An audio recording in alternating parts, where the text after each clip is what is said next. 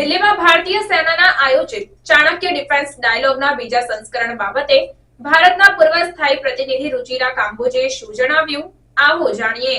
દિલ્હીમાં ભારતીય સેનાના આયોજિત ચાણક્ય ડિફેન્સ ડાયલોગના બીજા સંસ્કરણમાં જીનીવા ખાતે સંયુક્ત રાષ્ટ્રોમાં ભારતના પૂર્વ સ્થાયી પ્રતિનિધિ રુચિરા કાંબોજે જણાવ્યું કે ભારતની નરમ શક્તિ વૈશ્વિક ચર્ચાને આકાર આપતી મહત્વપૂર્ણ શક્તિ બની ગઈ છે। તેમણે ભારતના ઇતિહાસ પર પ્રકાશ પાડતા જણાવ્યું કે 1945માં ભારત સંયુક્ત રાષ્ટ્રના સ્થાપક સભ્ય તરીકે જોડાયું હતું। ભારતે હંમેશા દબાયેલા, પીડિત અને અવાજ વિહોણા લોકો માટે અવાજ ઉઠાવ્યો છે। ભારતે અપાર્થાઇડ વિરુદ્ધ તે સમયે મક્કમ વલણ અપનાવ્યું હતું જ્યારે તે વ્યાપક રીતે સ્વીકારવામાં આવ્યું ન હતું। ભારતે ડિકોલોનાઇઝેશન આંદોલનનું નેતૃત્વ કર્યું અને તે સમયના રાજદ્વારી નેતૃત્વે વિશ્વ સાથે ભારતના સંવાદ માટે માળખું સ્થાપિત કર્યું।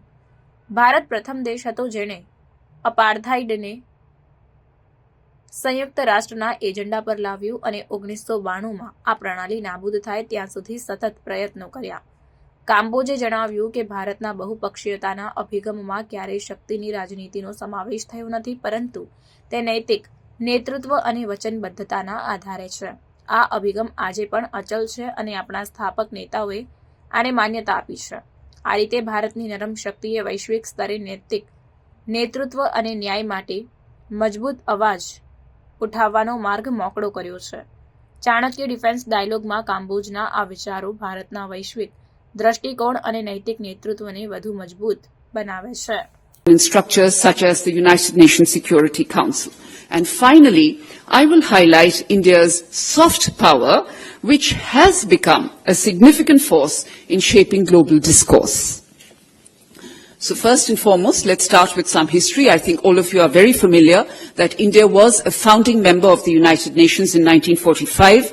And from these early days, India has been a voice for the oppressed, for the marginalized, and for the voiceless. We took a principled stand against apartheid long before it was widely accepted, or should I say long before it was fashionable, and we led also the charge in the decolonization movement.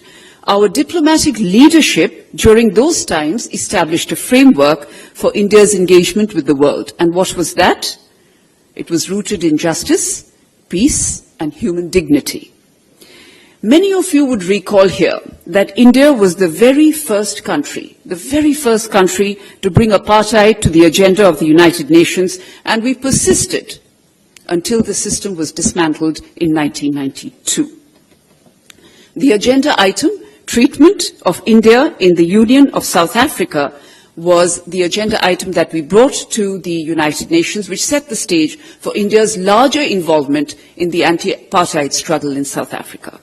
Then our role in the United Nations Special Decolonization Committee was very crucial. We brought the issue to the forefront in the United Nations, and who can forget those of us who are familiar with the United Nations Resolution 1514 of the year 1960, the Declaration on the Granting of Independence to Colonial Countries and Peoples.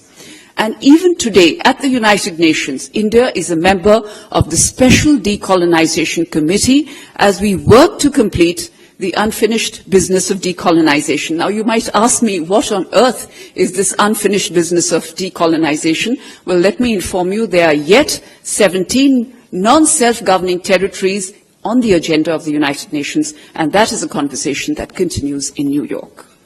Now, the point I want to stress here, that India's approach to multilateralism has never, and I stress the word never, has never been about power politics. It has been about moral leadership and walking the talk. This remains unchanged till date. Our founding leaders recognized that